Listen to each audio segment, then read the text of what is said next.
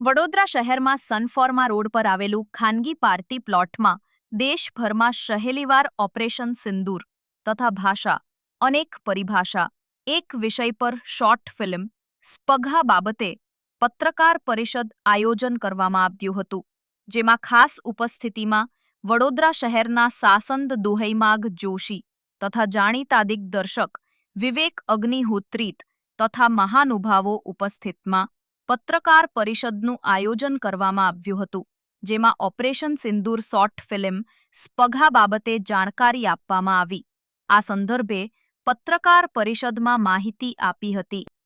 आज के इस पत्रकार वार्ता में आप सबका स्वागत है और यहाँ पे हमारे बीच हमारे देश के एक ऐसे दिग्दर्शक और एक ऐसे निर्माता कि जो बड़ी बेबाकी से कला के माध्यम से देश को वह चीज़ें भी बताना या समझाना उसका प्रयास करते हैं कि जिसको सालों से बहुत ही स्ट्रक्चर्ड और सिस्टमेटिक वे से दबाया गया।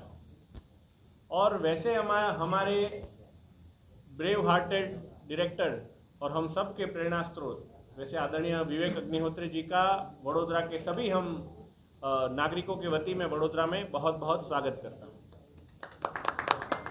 और इस पत्रकार वार्ता में आप सब पत्रकार मित्रों का भी मैं स्वागत करता हूँ। आज से 1.5 महीने पहले जब हमने सांसद सांस्कृतिक संगम के समय पर जो शॉर्ट फिल्म कंपटीशन का आयोजन जो लॉन्च किया था और जब हमने उसको जाहिर किया था, तब से लेके अभी तक 60 से भी ज़्यादा एंट्रीज शॉर्ट फिल्म कंपटीशन के लिए पूरे राज्य और देश भर में से आई है। यह वडोदरा के प्रति जो कला रसिकों का विश्वास है उसको यह बताता है। और इस शॉर्ट फिल्म कंपटीशन के लिए मैं स्पेशल मेंशन करना चाहूँगा विनीत भाई, राहुल भाई, हमारे चेतन भाई, चिरायु भाई और पूरी टीम का, कि जिन्होंने ग्राउंड वर्क बहुत ही इतना अच्छा किया, लोगों के बीच में यह बात पहुंचाई, इसकी वजह से इतना अच्छा कार्य यहाँ पे हो सका है। हमारे जो जूरी है उन्होंने आदरणीय विवेक अग्निहोत्री जी के मार्गदर्शन में बहुत कर के भी उन्होंने बताया कि हमें मिनिमम 50% जितनी तो स्क्रीन आज करनी ही पड़ेगी, इतनी अच्छी फिल्में यहाँ पे आई है। और फिल्म की जो थीम है ऑपरेशन सिंदूर और भाषा अनेक परिभाषा एक, मैं मानता हूँ कि देश के अंदर के जो वर्तमान परिस्थितियाँ हैं, एक है वो देश का जो वैश्विक नेतृत्व बताती है और एक है कि जो देश के अंदर जो भाषा के नाम पे बंटवारा करने का जो प्रयास होता रहता है वो नैरेटिव को भी बर्स्ट करती है। तो यह दोनों थीम के ऊपर से कई सारी शॉर्ट फिल्म्स का एंट्रीज हमारे वहाँ पे आई है। आज उसका स्क्रीनिंग होगा, जूरीज उसके फाइनल विनर्स भी डिसाइड करेंगे। विनर्स को हम कैश प्राइज भी देने वाले हैं, 1 लाख से ज़्यादा का कैश प्राइज तो मिलेगा ही। पर अभी जब हमारे राहुल भाई, विनीत भाई और मैं खुद जब आदरणीय विवेक जी से डिस्कस कर रहे थे, उन्होंने खुद भी इस बात की तत्परता दिखाई कि उनका जो खुद का प्रोडक्शन है उनके माध्यम से भी वो मेंटोर करेंगे कई सारे ऐसे चुनिंदा टीम का, कि जो कोई 3 से 5 जितनी जो टीम सिलेक्ट हो वो खुद करेंगे, उनको वो खुद आगे शॉर्ट फिल्म मेकिंग के लिए मेंटोर करेंगे। उनको डेवलप वो कैसे कर पाए क्षेत्र में, उसके लिए उनका मेंटरशिप भी मिलेगा। उसके लिए भी मैं उनको बहुत बहुत धन्यवाद प्रदान करता हूँ। साथ में हमारा जो युवान फाउंडेशन है उनके द्वारा भी आज जो शॉर्ट फिल्म के जूरी द्वारा कोई 4 ऐसे सामाजिक विषयों को रखने वाले ऐसी कोई टीम डिसाइड होगी। वैसे 4 शॉर्ट फिल्म के क्रिएटर्स को 21,000 ईच, मतलब 21,000 ईच वैसा उनको स्कॉलरशिप मिलेगा, कि जिनके माध्यम से वो आगे स्वदेशी, हर घर स्वदेशी का जो संदेश है उसके लिए अगर एक शॉर्ट फिल्म बनाएंगे तो उसमें भी उनको यह एक जो एक पुरस्कार उनको युवान फाउंडेशन की तरफ से मिलेगा। यह पूरी बात मैं यहाँ पे आप सबके माध्यम से पूरे वडोदरा को साझा करूँगा। मैं मानता हूँ कि शायद कई सालों बाद फिर से कोई शॉर्ट फिल्म कंपटीशन वडोदरा में हुई है। और जब मैं बात कर रहा था, हमारा जब टीम का डिस्कशन हो रहा था, तब राहुल भाई, विनीत भाई ने बोला था कि हमको भी फिल्म मेकिंग में ज़्यादा रुचि आने का जो माध्यम था वो भी एक शॉर्ट फिल्म कंपटीशन का अंदर उन्होंने हिस्सा लिया था, तब से उनको यह प्रेरणा मिली थी। मैं मानता हूं कि आज का दिन वडोदरा के इतिहास में सुवर्ण अक्षरों से फिर से अगर लिखा जाएगा, और आज के शाम से भी बहुत राहुल भाई, विनीत भाई जैसे बहुत अच्छे हमें फिल्म मेकर्स भी मिले भविष्य में, वैसी मैं माँ सरस्वती से प्रार्थना करता हूँ। और आगे की बात रखने के लिए मैं आदरणीय विवेक जी से आग्रह करूंगा कि शॉर्ट फिल्म के लिए भी वडोदरा के और गुजरात के और देश के सभी क्रिएटर्स को भी उनके आशीर्वाद दें। और जो उनकी जो बुक है, उनका हर जो कार्य होता है वो बहुत ही इंस्पायरिंग इसलिए होता है क्योंकि वो ऐसा सच सबके सामने रख देते हैं कि जो कई लोग ऐसा मान के बैठे थे कि अब तो ये किसी को पता नहीं चलेगा। तो ये जो ब्लड रिपब्लिक उनका जो बुक है उसके बारे में भी थोड़ा हम सबको प्रकाश डालेंगे, और शॉर्ट फिल्म के लिए भी वो कुछ चंद शब्द कहें, वैसे मैं उनको विनती करता हूँ। धन्यवाद। मोदी जी जो करते हैं खुले आम करते हैं, खुल के करते हैं। इतना तो मोदी जी के बारे में ऐसी कोई चीज़ तो मुझे नहीं लगती है कि जो कि कोई छुपाने की हिम्मत भी है किसी में।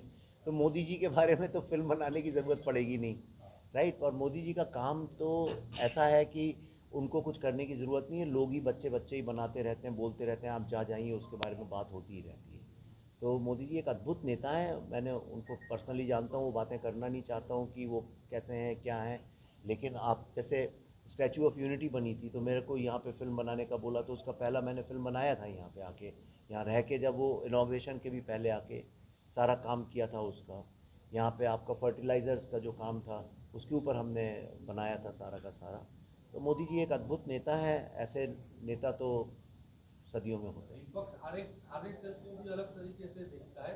आरएसएस भी एक समाज से वो विपक्ष से पूछना पड़ेगा। આપણે पॉलिटिकल क्वेश्चंस थोड़ा अवॉइड करें, क्रिएटिव इस तरह की फिल्में 80 और 90 के साल में बना करती थी। इसमें एक स्टोरी होती थी, संगीत होता था, म्यूजिक होता था, पब्लिक जुड़ी होती थी फिल्म के साथ। अब वैसी फिल्में नहीं बन रही हैं, कब बनेंगी वैसी फिल्में? भाई साहब आपने बहुत अच्छी बात बोली है। ये बात, संगीत भारत की आत्मा है, और फिल्म का जो पतन हुआ है वो संगीत को निकालने के कारण।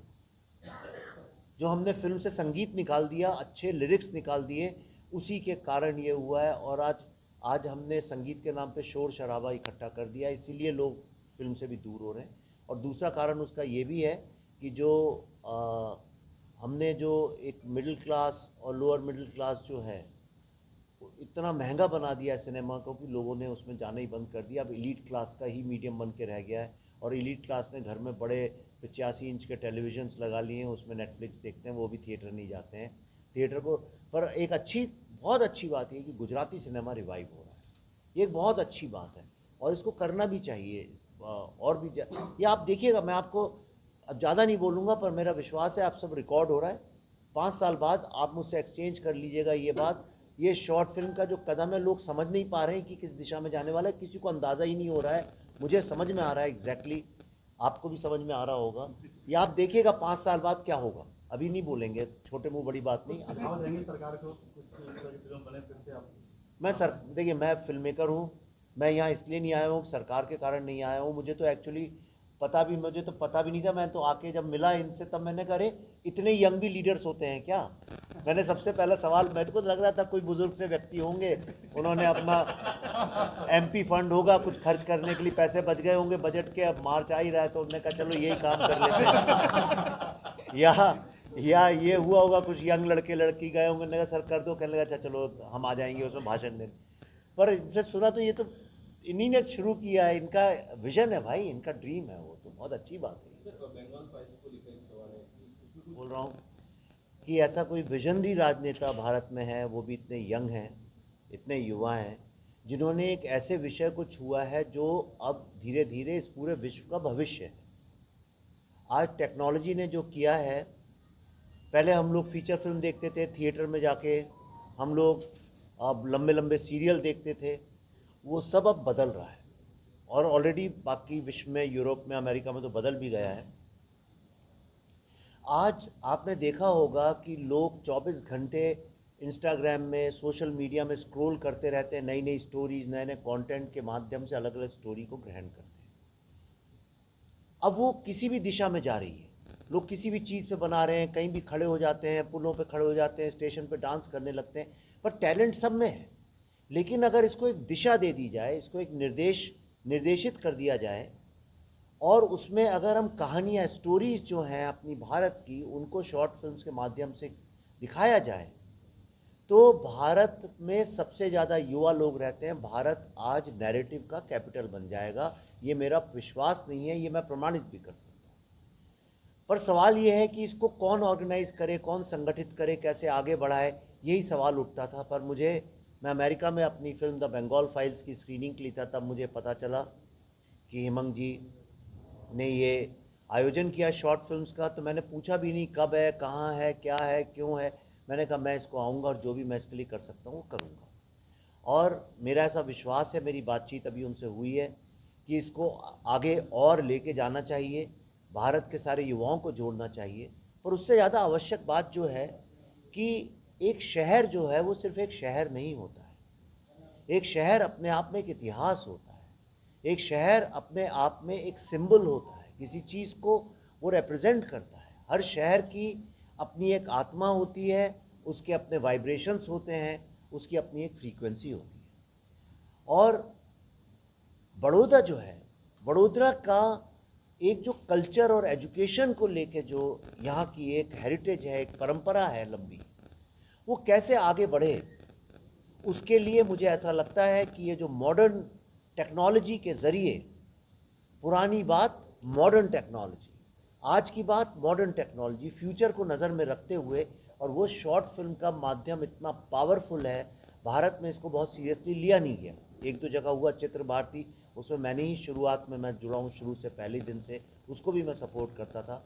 लेकिन आपने जो ये आयोजन किया है, इसको मैं पूरी तरह से, मेरा समर्थन है, छोटे यंग बच्चों को मेरा आशीर्वाद है।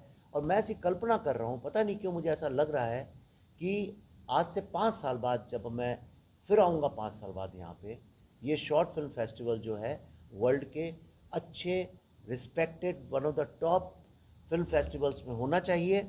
ये सबको इसलिए मेहनत करनी चाहिए और इंडिया का नंबर 1 होना चाहिए। 5 साल में इतना अगर हमने अचीव किया, जो करेंगे, इतने यंग, युवा, डायनेमिक आपके मेंबर ऑफ पार्लियामेंट हैं यहाँ से, और ये इससे जुड़े हुए हैं, तो मुझे ऐसा लगता है ये आगे जाएगा। जहाँ तक मेरी बात है, आप जानते हैं मैंने एक ट्रिलॉजी ख़त्म की है अभी। पहली फिल्म द ताशकंद फाइल्स थी, दूसरी द कश्मीर फाइल्स थी, और अभी द बंगाल फाइल्स की है। इन तीनों फिल्मों ने एक जागृति, एक अवेयरनेस, और एक तरह से देखा जाए तो भारत की भूली हुई या भुला दी गई विधिवत तरीके से उन ट्रूथ्स को, उन कहानियों को आगे लाके विश्व के सामने खड़ा करने का काम किया है। इन फिल्मों ने ये भी साबित किया है कि फीचर फिल्म्स को किस तरह से हम फिल्म के मीडियम को एक सॉफ्ट पावर की तरह से यूज़ करके सारी दुनिया के सामने लाके अपना सत्य दिखा सकते हैं। लेकिन मैं कई सालों से ये सोच रहा था, लेकिन अब जो भविष्य है, मैं बार बार इस बात को रिपीट करना चाहता हूँ, जो भविष्य है, जिस तरह से टेक्नोलॉजी आगे बढ़ रही है, जिस तरह से एआई आ रहा है आज की तारीख में, आप कल्पना नहीं कर सकते हैं कि शॉर्ट फिल्म्स की कितनी ज़्यादा डिमांड होगी। इसको सिर्फ फिल्म की तरह मत देखिए, इसको एक प्रोडक्ट की तरह देखिए। हमारे माननीय प्रधानमंत्री जी ने जो आत्मनिर्भरता की बात की, आज मैं आपको भी बताना चाहता हूँ हेमंत भाई, भारत का जो कंटेंट बनता है वो लगभग 90% से लेकर 95% तक का कंटेंट जो है वो 3 अमेरिकन कंपनी के पास ही चला जाता है।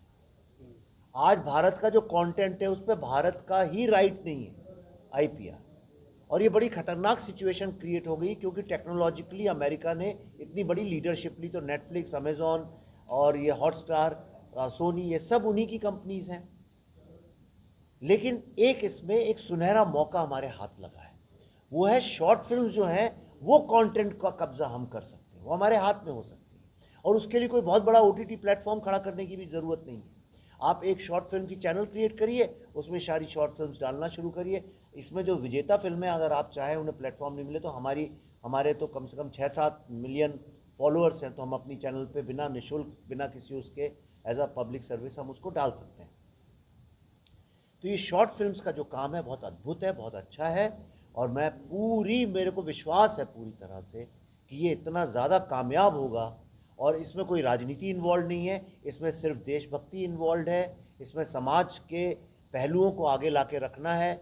ये कहानियाँ यंग लोग इतिहास पे बनाएं, आज की बनाएं, कल्चर पे बनाए, जिस इतने सब्जेक्ट्स हैं, थ्रिलर्स बनाए, सस्पेंस बनाए, जो गुजराती थिएटर था उसको पुनर्जीवित करें इसके माध्यम से, जो चाहें करें, अलग अलग विषयों पे करें, महिलाओं की समस्या पे बनाएं, जैनजी की समस्या पे बनाएं, तो बहुत अच्छा एक पुण्य का काम होगा। और मुझे ऐसा लगता है कि बड़ौदा इसमें लीडरशिप लेगी। आप बुक की आपने बात करी थी, मेरी किताब मैंने लिखी है अभी, the blood republic of Bengal. हमने जो रिसर्च, मैं हर बार क्या करता हूँ, फिल्म के लिए जो 4-5 साल रिसर्च करते हैं, उसको कश्मीर फाइल्स के रिसर्च को हमने वेब सीरीज़ के माध्यम से लेके आए, कश्मीर अनरिपोर्टेड। ताशकंद फाइल्स का रिसर्च हु किल्ड शास्त्री के नाम से एक बुक लेके आए। और अब मोपला में जो हिंदुओं का जेनोसाइड हुआ था, कश्मीर में जो हुआ और बंगाल में जो जेनोसाइड हुआ, इन तीनों जेनोसाइड की कड़ी कैसे एक दूसरे से जुड़ती है, ये पूरा research the blood republic of Bengal इस पुस्तक में आया है। और बुक अभी यानी फॉर्मल तरीके से मार्केट में आई भी नहीं, उसके पहले ही ये वर्ल्ड में हिस्ट्री की बुक्स के कैटेगरी में अमेज़ॉन में नंबर 2 पे ऑलरेडी आ चुकी है। तो मैं चाहता हूं कि यंग लोग इस किताब को पढ़ें, उन्हें भारत के इतिहास को जानने का मौका मिलेगा। आप सबका आशीर्वाद होगा तो ये किताब लंबे वक्त तक लोगों को अवेयर। उनके लिए भी जाना जाता है, आपको शुरुआत की थी चॉकलेट से, उसके बाद आपने दूसरे भी एपिसोड मैंने जितने भी पीरियड जो मूवी वो आपने, हमने ये सब तो देख लिया, हमने ताशकंद फाइल भी देख ली, हमने बंगाल फाइल्स के भी हमने सुन लिया, गोवा फाइल्स का बात अभी देखो, ऐसा मैंने ट्रिलॉजी बनाने का निश्चय किया था, वो अभी ख़त्म किया है। और मैं पिछले 15 साल से यही काम कर रहा हूँ लगातार। मैंने पूरे अपना जीवन के सबसे महत्वपूर्ण साल जो हैं इसी सेवा में लगा दिए हैं। अभी मैं जिस फिल्म पे मैंने पहले ही ये इरादा बना लिया था, डॉक्टर एस.एल. भैरप्पा जिनका अभी स्वर्गवास हुआ पिछले महीने, भारत के कन्नड़ा के और भारत के बहुत बड़े साहित्यकार थे। उन्होंने 17 साल रिसर्च के बाद महाभारत का हिस्टोरिकल वर्जन लिखा। महाभारत के साथ समस्या ये है कि उसको ना हमेशा माइथोलॉजी की तरह से बॉलीवुड में प्रेजेंट किया जाता है, तो उन्होंने उसका हिस्टोरिकल वर्जन लिखा और उन्होंने मुझसे कहा कि इसके तुम उत्तराधिकारी हो, तुम ही इसको बनाना और कोई नहीं बनाएगा। तो मैं उस पर काम कर रहा हूँ, लंबा काम है बहुत, वो एक यज्ञ है अपने आप में एक, तो मैं उसमें अभी अगले 4-5 साल लगाना चाहता हूँ। अगर वो ईश्वर ने चाहा और वो काम हो गया तो एक बहुत बड़ा काम हो जाएगा, और उसके बाद कोई संदेह भी नहीं करेगा कि महाभारत इतिहास हमारा है कि नहीं। कश्मीर फाइल्स के लिए आप यूके गए थे, यूके पार्लियामेंट में भी आपको ओवरवेलमिंग रिस्पॉन्स मिला जी। बंगाल फाइल्स के लिए कहाँ पे? बंगाल फाइल्स अभी हम अमेरिका में, कैपिटल जो वहाँ अमेरिका का समझ लीजिए पार्लियामेंट ही है, कैपिटल हिल, वहाँ पे हमारा स्पेशल प्रेजेंटेशन के लिए बुलाया गया था, वहाँ करके आए हैं।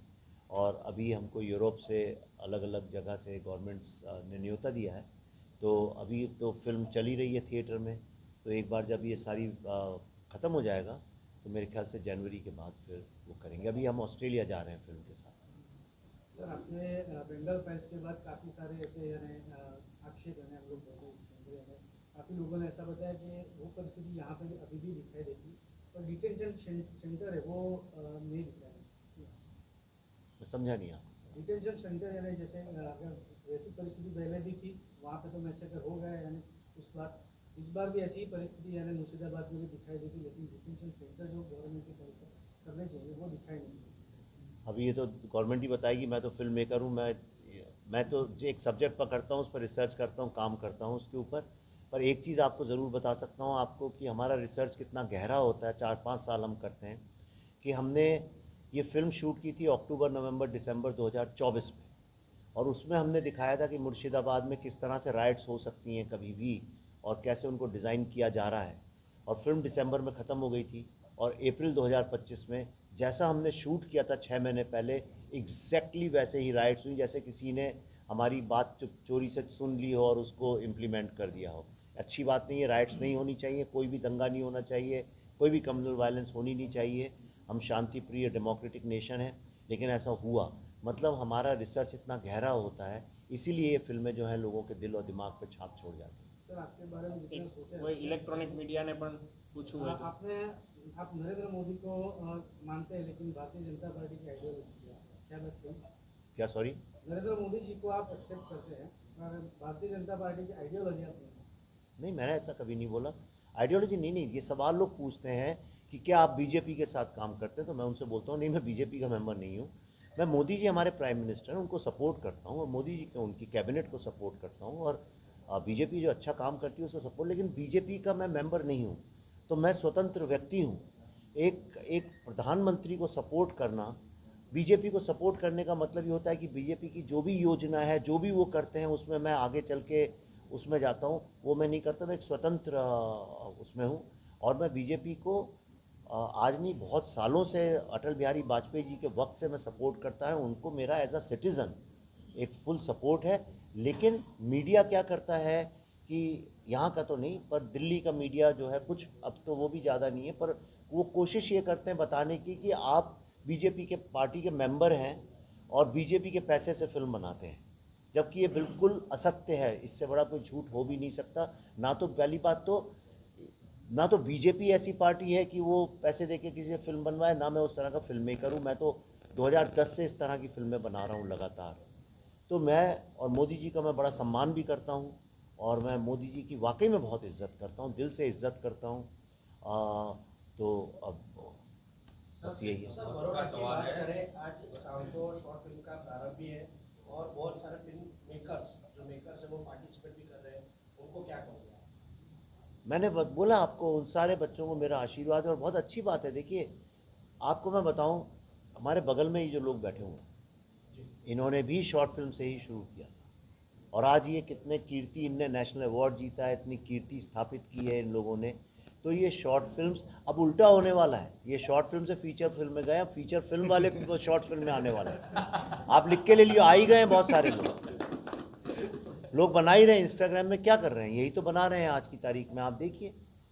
तो अब धीरे धीरे ये पलट रहा है। लेकिन जो विजनरी लोग होते हैं वो इसको पहले से ही समझ जाते हैं, और वो जब तक लोगों को ये बात पता चले उसके पहले से ही उसकी नींव स्थापित करना शुरू कर देते हैं। और हेमंत भाई वो काम कर रहे हैं, इसके लिए इनकी जितनी तारीफ़ की जाए, और तारीफ़ तो चलिए बहुत लोग कर भी सकते हैं क्योंकि वो पॉलिटिशियन है, लेकिन इनके साथ जुड़ के इनको मॉरली और उसके अलावा सपोर्ट करने की आवश्यकता है, क्योंकि अकेले तो वो नहीं कर सकते हैं। तो आप लोग भी जो है उनको सपोर्ट करिए, ताकि इस मामले में बड़ौदा सबसे आगे निकले। ये एक सपना मैं अब देख रहा हूँ, और ये सपना देखना ही सबसे पहली शुरुआत होती है। आप सपना देखेंगे तो ही, इनने सपना देखा और इनके साथ साथ मुझे दिख गया इनका विज़न, और मैंने कहा कि उस विज़न में क्या मैं कंट्रीब्यूट करके उस विज़न को और बड़ा बना सकता हूँ। यही मेरी कोशिश है, ज़्यादा मुझे कुछ नहीं। जिस तरह बहुत की बड़ा फिल्में सवाल है। मोदी जी की आपने बात की, मोदी जी जब से देश के बड़ा प्रधान बने, काफी सारे ऐसे डिसीजन ले लिए हैं जो भारत की